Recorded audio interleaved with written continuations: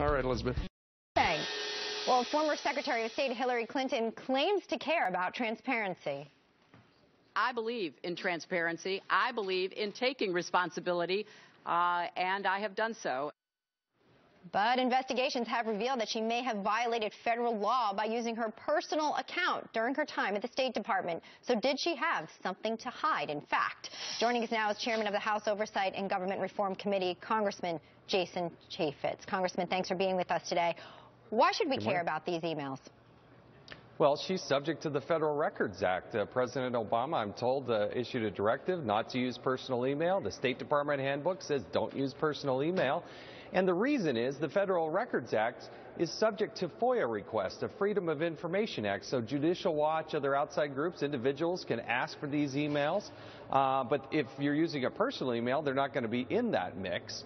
Congress has also asked for these in light of Benghazi and a lot of other investigations, and evidently those emails were not included in the document production. So to maximize transparency, they're supposed to adhere to the law, which for her means complying with the Federal Records Act. Sure. On top of which, do you see this as a national security issue in terms of information which may have just been on a personal email account or server?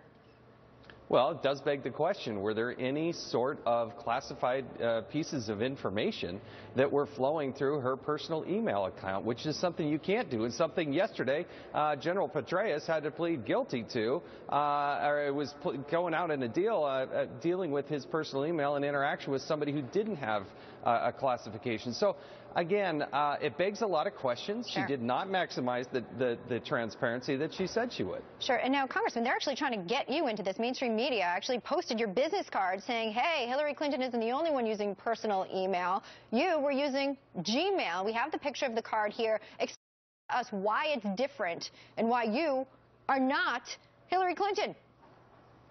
Well, that's like comparing apples to a boat. Look, I put it on my business card. So in terms of openness and transparency, I'm handing it out to reporters. I am not subject, as a member of Congress, to the Federal Records Act. I have two different emails, a House account, but I also have that card there, which was paid for by campaign funds.